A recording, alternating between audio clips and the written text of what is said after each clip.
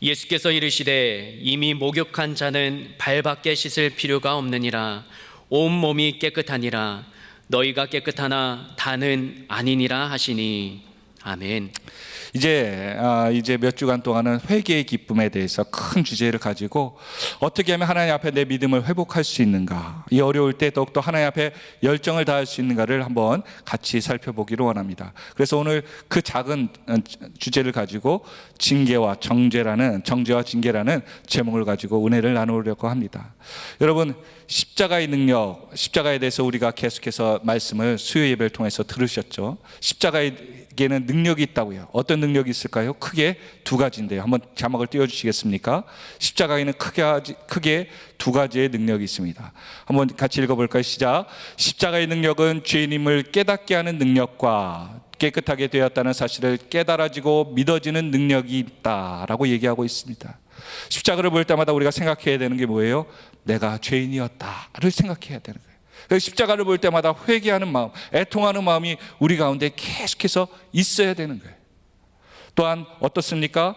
또 십자가를 볼 때마다 한편으로는 내가 그럼에도 불구하고, 죄인임에도 불구하고 세상 사람들이 다 손가락질하여서 끌려나온 한 여인과 같이 죽여야 되고 돌로 쳐서 변명할 여지도 없이 죽어야 될 사람인데, 주님께서 나를 위해서 십자가를 지시고 죽으시고 대신 져 죽으시고, 또한 어떻게 하셨습니까?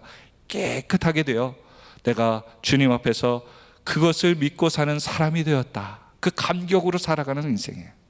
그 능력이 우리 가운데 있을 때, 십자가를 볼 때마다 아이고 예수님 돌아가신 십자가네, 저거 웬 나무야, 흉물스럽다, 흉측스럽다라고 보는 것이 아니라 그 가운데 내 죄가 깨달아지고 죄의 용서함에 감격이 깨달아지는 그 능력을 체험할 때 우리는 날마다 십자가와 동행하는 인생이 될 줄로 믿습니다. 우리는 우리를 정죄하는 죄에서 구원받았고 하나님의 자녀가 다 되었습니다. 여러분, 그것을 믿으십니까? 아멘. 그렇습니다. 아직도 못 믿어지는 분들이 계세요. 아마 이런 생각이 있으실 거예요. 예수 믿은 다음에 내가 좀 거룩하게 살고 죄 안 짓고 살고, 좀 예전에는 거짓말도 좀 하고 화내는 것도, 혈기도 좀 부리고 살았는데 예수 믿으면 조금 없어질 것 같았는데, 그래도 어때요? 그대로 남 속이고 거짓말하고요. 심지어 하나님한테도 거짓말 하잖아요. 하나님 다시는 안 그러겠습니다. 그러고서는 저번에도 또 그랬는데 또 그러네. 스스로 거짓말하는 자신의 모습을 보고 슬퍼져요. 육신의 정욕, 안목의 정욕, 이생의 자랑 그대로 있더란 말입니다. 진짜 내가 회개한 것 맞나? 라는 갈등도 우리 가운데 있는 것 같습니다. 그래서 어떤 이단들은 이런 접근을 하더라고요. 정말 구원받았냐고. 그러면서 글쎄, 구원받은 것 같은데 구원받은 생활, 회개하는 깨끗한 생활을 잘 못하는 거 보니까 구원받았는지 안 받았는지 헷갈린다. 그러자 이런 이단은 이렇게 얘기하죠. 당신이 태어났을 때 몇 월 며칠이 다 주민등록증에 있어서 알고 있는데 구원받은 거, 그거 정확한 날짜 모르면 당신 구원받은 거 아니야. 그러면서 우리한테 와서 성경 공부해 라고 하는 그러한 이단도 있더란 말입니다. 그런데 이들이 가장 큰 문제가 무엇이냐면, 한번 구원받았으면 날짜를 정확히 알면 더 이상 회개할 필요가 없다라고 얘기한다는 거예요. 구원받은 사람은 더 이상 회개가 필요 없다라고 성경적이지 않은 유혹을 통해 그들은 자꾸 믿음의 사람들을 무너뜨리고 있습니다. 그런데 성경은 예수님의 십자가의 사건을 통해서 우리에게 죄에 대해서 더 이상 고민할 필요가 없다라고 가르치지는 않는다는 겁니다. 예수를 믿고 죄에서 자유케 되었다는 것은 이제부터 죄를 지어도 좋다고 여긴다는 것은 아니라는 사실입니다. 물론 하나님은 모든 죄에서 다 용서하는 줄 믿으시길 바랍니다. 그러나 하나님께서 우리의 죄를 용납하시는 것 또한 아니라는 사실도 깨달아야 된다는 거예요. 죄 잘 짓는데? 라고 하나님은 팔짱 끼고 계신 분이 아니라는 거예요. 그렇다면 세상에 죄를 지어도, 많은 죄를 지어도 사는 사람하고, 죄를 지어 하나님을 믿어도 죄를 지는 사람하고의 차이는 뭘까? 한번 그 차이점을 우리가 한번 살펴보기를 원합니다. 자, 한번 자막을 띄워주시겠습니까? 그리스도에게는 무엇이 없는가? 로마서 8장 1절의 말씀을 읽어보면서 우리에게 없는 것이 있다, 같이 읽어보겠습니다. 시작. 그러므로 이제 그리스도 안에 있는 자에게는 결코 정죄함이 없다. 정죄함이 없다. 정죄함이 없다라고 얘기하고 있어요. 정죄란 단어가 법률적인 용어입니다. 죄가 있다라고 얘기하는 법적인 판결문이에요. 그런데 이 죄인이라고 정죄, 죄인이 당신은 죄인입니다라고 정죄하는 것의 반대말은 칭의라는 단어를 쓰고 있습니다. 의롭게 되었다, 의인이다라고 이야기해 주신다는 거예요. 우리가 예수를 믿어, 하나님을 믿어 우리가 의인으로 여긴 바 되었다. 그러니까 세상 사람들은요 정죄당하는 존재이지만 우리는 정죄함이 있다 없다? 없는 존재라는 거예요. 성경에 보니까는 구약에서는요 하나님께서 이 정죄라는 단어를 쓰셔서 신명기 25장 1절부터 죄에 대해서 죄인이라, 의인과 죄인에 대해서의 구분을 하나님의 법을 통해서 시작했습니다. 신약에 나와서는 4가지 법으로서 정죄라는 단어를 쓰고 있어요. 어떠냐면 범죄했을 때, 그리고 교만하였을 때 그 사람이 정죄당한다. 그리고 하나님을 부인하는 거예요. 그리스도를 부인할 때, 그리고 회개하지 않을 때 그 사람은 정죄당할 수 있다라고 얘기하고 있습니다. 공통점이 뭡니까? 교만한 거예요. 자기를 모르는 거예요. 오늘 저와 여러분 가운데도요 내가 믿음 생활하면서 하나님 앞에 어떠한 삶을 살고 있는가를 돌아볼 필요가 있습니다. 또한 두 번째, 그리스도인은 무엇을 받는다? 그러면 정죄를 받지 않으면 그리스도인들에게는 무엇인가가 있어야 되지 않겠습니까? 그리스도인들은 무엇을 받는가? 히브리서 12장 7절과 8절의 말씀입니다. 히브리서 12장 7절과 8절 시작. 너희가 참으면 징계를 받기 위함이라 하나님이 아들과 같이 너희를 대우하시나니 어찌 아버지가 징계하지 않는 아들이 있으리요. 8절 징계는 다 받는 것이거늘 너희에게 없으면 사생자요 친아들이 아니니라. 그러니까 그리스도인들은 정죄를 받지 않고 무엇을 받는 사람들이라는 것이에요? 징계를 받는다는 거죠. 요한계시록 3장 19절입니다. 요한계시록 3장 19절 시작. 물론 내가 사랑하는 자에게 책망하여 뭐 한다고요? 징계하노니 그러므로 내가 열심을 내라 회개하라 라고 얘기하고 있습니다. 징계라는 단어도 좀 어렵잖아요. 그래서 한번 찾아보았습니다. 징계가 뭔가 찾아보니까요 의무에 위반했을 때 그것에 대한 제재다. 조직 구성원이 맡은 바 직무를 좀 더 성실하게 수행하고 행동규범을 준수하기 위한 통제 활동이 바로 징계라는 거예요. 결국 목적은 뭐예요? 교정이 목적이라는 거예요. 바로 다시 한번 제대로 살아봐라, 제대로 너가 맡은 임무를 다하라고 주는 것이 징계입니다. 근데 어느 때 징계를 주는가 보니까 명령을 위반했을 때, 또한 의무나 직무를 태만했을 때, 제대로 하지 않았을 때죠. 그리고 또한 직무에 대한 체면과 위신을 손상시켰을 때 징계가 내려진다는 거예요. 그래서 공무원들에게는요, 한국 국가 공무원들에게는 이 징계가 5가지가 있다고 합니다.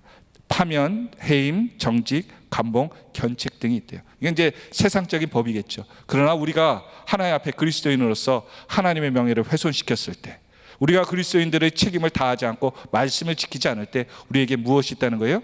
정죄가 있는 것이 아니라 징계가 있다는 거예요. 징계가 좋은 것이에요? 나쁜 것이에요? 우리가 고민하게 됩니다. 이거 하면 하나님 앞에서 혼날까 말까 그런 생각이 있어서 두려워서 하나님 앞에 회개도 안 하는 경우가 많죠.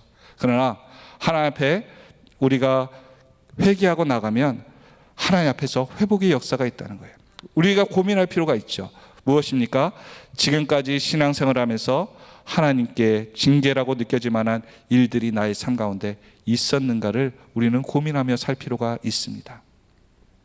여러분, 죄를 짓고도 징계를 받아본 적이 없습니까? 고민해 봐야 될 거예요. 부흥사 무디 목사님에게 한 신앙생활을 열심히 한 분이 찾아온 거예요. 그래서 신앙 상담을 한 겁니다. 이렇게 얘기했답니다. 제가 아무리 범죄해도 하나님께서 저를 그대로 놔두세요. 정말 하나님 계시는 거예요? 안 계시는 거예요? 여러분 어떻습니까? 여러분 죄를 지었는데 하나님이 아무런 반응이 없어. 삶에 터치가 없어. 징계가 없고. 그랬어요. 정말 하나님 살아계신 거 맞아? 그러자 무디 목사님이 그것은 당신이 스스로 그리스도인이 아닌 것을 증명하는 것입니다 라고 얘기했다고 합니다. 뭐라고 얘기했다고요? 당신은 그리스도인이 아니라는 것을 증명하는 말입니다. 그러자 이 여인이, 이 성도님께서 발끈하면서, 아니 목사님, 제가 수십 년간 교회를 섬겼고 봉사활동하고 교회 생활, 신앙생활을 했는데 어찌 그렇게 말씀하실 수 있습니까? 그러자 무디 목사님이 이렇게 얘기했다고 하죠. 당신이 그리스도인이라면 하나님께서는 1분 1초라도 그 죄에 대해서 가만히 두지 않으셨을 것입니다. 여러분 어떻습니까? 여러분의 삶 가운데 하나님은 많은 간섭하심이 있습니까? 오늘 성경 본문에 요한복음 13장 10절에 말씀 한번 보겠습니다. 요한복음 13장 10절 말씀이죠. 본문 말씀입니다. 같이 읽어볼까요? 시작. 예수께서 이르시되 이미 목욕한 자는 발밖에 씻을 필요가 없느니라. 온몸이 깨끗하니라. 너희가 깨끗하나 다는 아니라 하시니. 이 본문 앞에 있는 내용에 보면 예수님께서 세 죽씩 제자들의 발을 씻기기 위해서, 당시 중동에 있는 사람들은 슬리퍼와 같은 그러한 샌들과 같은 신발을 신었기 때문에 굉장히 발이 지저분한 거죠. 그런 가운데 예수님께서 종들이 하던 그런 모습처럼 무릎을 꿇고 제자들의 발을 씻기게 되었습니다. 그러자 수제자였던 베드로가 이렇게 얘기합니다. 예수님, 발을 씻겨주지 마십시오. 더럽습니다. 부끄럽습니다. 그러자 예수님은 말씀하셨죠. 발을 씻기지 않으면 너와 나는 아무런 관계가 아니다. 그러자 베드로는 한술 더 뜹니다. 이왕 씻기는 거 다 씻겨주세요. 자, 우리도 하나님 복 주시려면 화끈하게 주세요. 그냥 끝까지 주세요. 막 주세요. 막 이렇게 얘기할 텐데, 주님께서 오늘 10절에 얘기하는 것처럼 우리는 어떤 존재라는 거예요? 이미 다 목욕한 존재다. 깨끗한 존재라는 거예요. 그러니까 믿음의 사람들과 세상의 사람들의 차이는 뭐예요? 세상의 사람들은 온몸이 씻기지 않은 사람이고 우리는 깨끗함을 씻은 받은 존재예요. 그래서 우리는 손이나 발만 씻어야 된다라고 주님은 말씀하시죠. 오늘 저와 여러분에게도 이렇습니다. 우리는 이미 목욕한 자예요. 깨끗함을 받은 존재. 그 죄에 대해서 놀릴 필요가 없습니다. 오히려 율법이, 말씀의 율법들이 우리 가운데 왔을 때 우리가 죄인이고 또한 지옥에 갈 수 있는, 회개하지 않고 하나님 믿지 않으면 지옥에 갈 수 있는 존재라는 것을 보여주는 것을 깨달아 하나님께 돌아오는 기회가 되어야 된다고 성경은 우리에게 매일매일 말씀하십니다. 여러분, 성경 말씀을 볼 때마다 어떤 말씀의 감동들이 하나님께서 감동을 주십니까? 생각을 주십니까? 날마다 주님과 동행하며 거룩해집니까? 아니면 날마다 주님의 말씀이 더 희미해지고 들리지 않습니까? 어느 100세가 넘으신 어느 주례를 많이 하신 분에게 결혼에 대해서 어느 청년이 상담을 했다고 하죠. 그러자 이 100세가 넘으신 어르신께서 이렇게 얘기하셨습니다. 남자분에게 결혼하려고 한다면 결혼은 남자 자신이 없어지는 거야 라고 얘기하셨다고 합니다. 부부는 한 몸이 되기 때문에 자기가 살아있으면 한 몸이 될 수 없다. 자기가 죽고 녹아지고 하나가 될 때 하나가 될 수 있다. 결혼하는 배우자 여성에게도 마찬가지로 똑같이 얘기하셨다고 합니다. 여인인 네가 녹아지고 없어지고 사라져야지 하나가 될 수 있다. 우리는 신앙생활하면서 주님과 한 몸 되고 하나 되기를, 동행하기를 원하지 않습니까? 그분이 내 안에, 내가 그분 안에, 그분에게 붙어서 많은 열매를 맺기를 원하는데, 결혼하는 그 모습과 같이 내가 살아있으면, 내가 주님 앞에서 내가 녹아지지 않으면 우리는 항상 그분과 동행할 수 없는 한 몸의 삶을 살 수가 없는 것 같습니다. 그래서 오늘도 우리 가운데 하나님께서 그 많은 축복을 주는데 왜 나는 그것을 누리지 못하고 있을까요? 예레미야서 5장 25절에 이 말씀을 하여 주시죠. 자, 한번 자막을 띄워주시겠습니까? 그리스도인이 같이 한번 읽어보겠습니다. 시작. 그리스도인이 하나님이 주시는 좋은 것을 누리지 못하는 이유는 무엇 때문일까? 예레미야서 5장 25절의 말씀입니다. 시작. 너희 허물이 이러한 일들을 물리쳤고 너희 죄가 너희로부터 좋은 것을 막았느니라. 우리의 허물과 죄 때문에 하나님의 축복들을 누리지 못하고 있다는 거예요. 기도도 막힌다는 거예요. 하나님 앞에 간구도 막힌다는 거예요. 우리가 열정적으로 하는 그 수많은 것들이 헛될 수 있다는 거예요. 우리의 무엇과 무엇 때문에? 우리의 허물과 죄 때문에. 그래서 하나님은 그것을 허물과 죄를 다 없애기 위해서 우리에게 뭐 하신다는 거예요? 징계하신다는 거예요. 징계. 그 사인이 있을 때, 그래서 우리가 징계를 당하면요, 작게는 우리 자존심이 무너집니다. 아이들이 이러죠. 엄마 교회 다닌다면서 이런 말 해도 돼? 아빠 이렇게 운전해도 돼? 막 아이들까지도 그냥 후벼 팝니다. 자존심 상하죠. 누가 이런 얘기를 하면은 부끄러울 것 같아요. 심지어 아이들은 이런 얘기도 하죠. 왜 기도 안 하냐 했더니 집에서도 부모님이 이렇게 안 하는데요. 하던 대로 해야죠. 여러분, 자녀들이 우리의 삶을 보고 하던 대로 보던 대로 신앙생활 한다면 열심으로 할 수 있을까요? 나가서는 열심히 하는데, 나가서는 열정적으로 사는데, 집에 와서 우리에게 모든 그 방어막, 갑옷들, 우리를 치장했던 모든 것들이 내려놓았을 때 우리는 자녀들에게, 가족들에게 어떠한 모습일까요?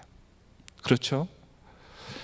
아이들이 화상 수업을 하다 보니까요, 이 화상캠이 항상 켜져 있지 않습니까? 그러니까 부모 입장에서는 뭐가 불편해요? 함부로 옷 벗고 돌아다닐 수가 없는 거예요. 항상 이게 그래서 야 카메라 켰냐? 껐냐? 이거부터 물어보고 뒤로 왔다 갔다.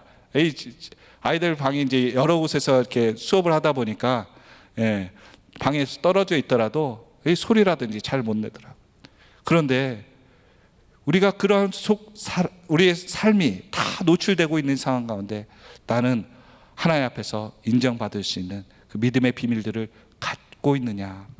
내가 남이 보지 않을 때 나는 어떠한 믿음의 사람인가? 성경은 우리에게 계속해서 도전하고 있습니다. 그런데 우리는 고민하고 있죠. 내가 열심히 생활하고 뜨겁게 생활하고 무엇인가 하나님 앞에 인정받을 것 같은데 인생의 결과는 사람도 나를 인정하지 않고 하나님도 나를 인정하는 것 같지 않고 기도하는 것 응답받지 못하는 것 같고 신앙생활 열심히 했는데 인생은 더 꼬여가는 것, 그것은 왜일까요?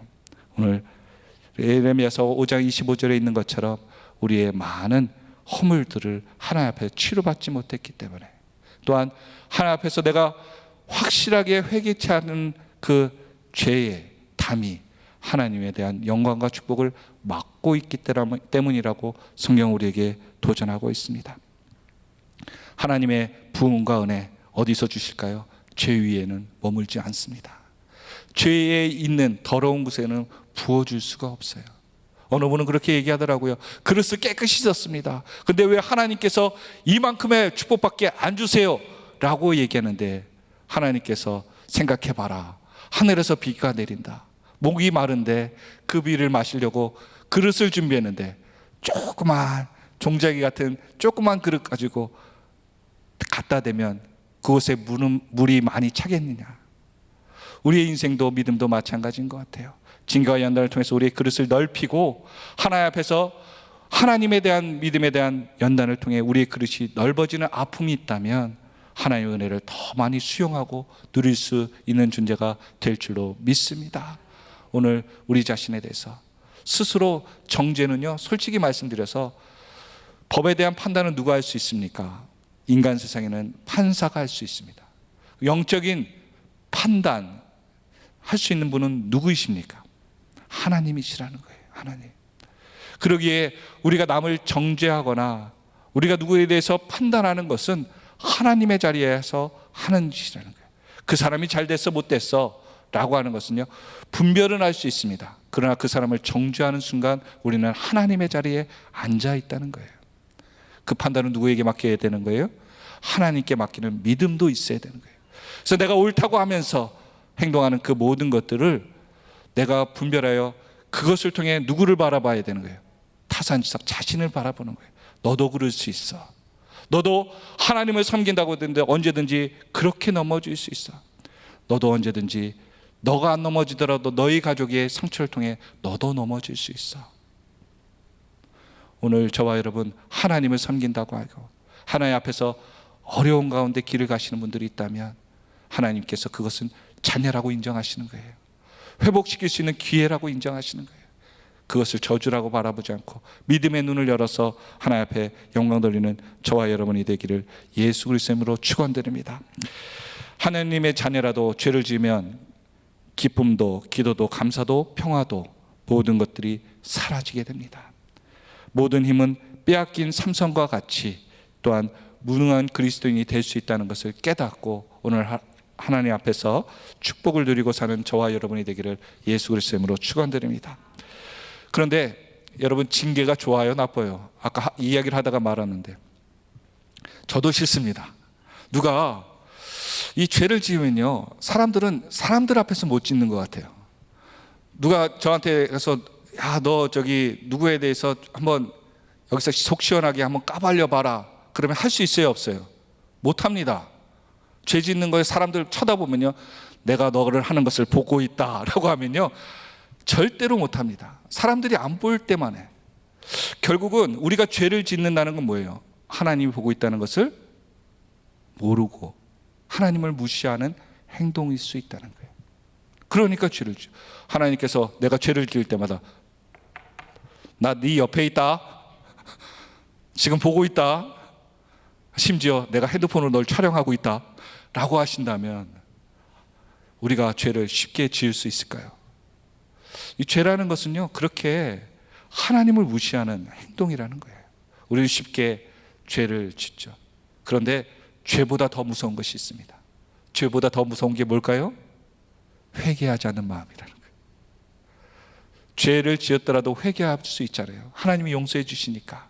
그런데 회개조차 안 하는 거예요. 회개. 그게 더 무서운 죄라는 사실을 꼭 기억해야 됩니다. 로마서 1장 28절입니다. 자, 같이 읽어보겠습니다. 시작. 또한 그들의 마음에 하나님 두기를 싫어하며 하나님께서 그들을 그 상실한 마음대로 내버려 두사 합당하지 못한 일을 하게 하셨으니. 우리는 자존심이 강해요. 또 외골습니다. 그래서 누군가 우리의 신앙에 대해서 뭔가를 좀 지적하면 뭐래요? 자존심 상한다고 그래요. 그래서 저 사람과 같이 있으면 괜히 내 자존심만 긁어서 멀리 해야겠다고 그래요. 그런데 한 번이라도 저 말이 하나님께서 원하시는 말씀은 아닐까라고 생각해 본 적은 있습니까? 하나님은 우리에게 수없이 끊임없이 말씀하시는데 우리는 하나님 말씀 듣기가 어렵다라고 얘기해요. 그런데 하나님은 항상 내 곁에서 말씀하셨다라고 얘기해요. 그런데 오늘 방금 읽었던 성경에 얘기하니까 왜 하나님 말씀이 안 들린 거예요? 우리의 마음이 닫혔다. 우리의 마음이 하나님께 닫혀 있다는 거예요. 그러니까 아무리 신앙생활을 오래 하더라도 하나님의 말씀이 들리지 않는 백성, 결국 멸망의 백성이 될 수밖에 없죠. 이 눈을 가리고 사람을 인도하는 사람들 보니까, 프로그램에 보니까 오른쪽 왼쪽 오른쪽 왼쪽 하니까 그 말 따르고 똑바로 온 사람들은 길을 잘 갈 수 있어요, 없어요? 갈 수 있더라고요. 그런데 그 말 안 듣고 이쪽이 아닌 것 같은데 이러면서 딴 길로 가면 꼭 구덩이 같은 데 빠지고 넘어지더라고요. 하나님께서 우리에게도 징계하며 가는 이유는 그쪽으로 가면 안 돼 라고 하는데 우리가 고집 피우는 거예요. 고집 피우는 거예요. 진작 처음부터 말 잘 들었으면 이런 고생, 생고생 안 하는데 하나님께 말 안 듣고 내 감대로, 내 느낌대로, 내 경험대로, 내 자존심대로, 느낌대로 살아가니까 인간관계가 무너져요. 환경이 닫혀요. 또한 물질도 막히는 인생이 되었던 것입니다. 오늘 저와 여러분, 우리는 자존심으로 사는 사람이 아니에요. 믿음으로 사는 사람인 줄 믿으시길 바랍니다. 그래요. 여러분, 어려움을 보면요, 어느 사람은 얘기합니다. 죄 때문에 부끄러워서 하나님께 나아갈 수 없습니다. 그러나 우리가 죄를 이길 수 있는 유일한 방법이 무엇인지 아십니까? 우리 죄를 바라보고 하나님 나를 죽여주시옵소서 라고 해서 우리 죄가 회개되는 것이 아니라 하나님을 바라볼 때 진정한 회개를 이룰 수 있습니다. 내가 내 죄를 회개하는 게 아니고요, 하나님을 바라볼 때 하나님이 지켜주시는 거예요. 우리의 죄도 징계도 마찬가지입니다. 그 징계를 빨리 끝나고 싶습니까? 빨리 하나님을 바라보십시오. 왜 내 인생은 뭐가 이렇게 안 돼서 이렇게 자꾸 꼬여? 내 주위에 이렇게 나한테 마이너스 되는 인생들이 붙어 있어. 아닙니다. 하나님께서 나를 고치려고 지금 주변의 사람들, 환경들을 이용하고 있는 거예요. 그래서 빨리 코로나가 끝나야 되는데, 여러분 물어보겠습니다. 여러분 빨리 코로나 끝나서 뭐 하시겠습니까? 예배 드려야겠죠. 그전에도 여러분 예배 잘 들으셨잖아요. 그런데 코로나 끝나면 더 잘 예배 드릴 수 있는 준비가 되셨습니까? 참 그것이 중요한 것 같아요. 교회 가는 것이 편한 것으로 끝나서는 안 되고요. 이전보다 더 그 예배가 값지고 이제는 하나님의 말씀에 내가 반응하리라는 그 결단의 믿음들이 어려운 가운데 우리가 훈련되어서 나와야겠다는 거예요. 그런데 아직도 그냥 교회 한번 가는 것이 기쁨으로 여기는 신앙으로 머물러서는 안 되겠죠. 오늘 하나님께서 환경 가운데 진기에는 무슨 의미라는 거예요? 내가 불신자라는 거예요? 하나님 자녀라는 거예요? 하나님의 자녀라고 말씀하시는 겁니다. 그러므로 오늘 저와 여러분들 더욱더 필요한 것이 회개의 인생을 사는 거예요. 다음 주에 또 이 회개에 대해서 더 깊은 이야기를 나누겠지만 오늘 저와 여러분 내 인생 가운데 정죄를 당하며 정죄를 하며 인생을 사는 것이 아니라 하나님의 징계를 깨달아서 하나님 앞에 더 가까워지는 축복의 인생 다 되시기를 예수 그리스도의 이름으로 축원드립니다.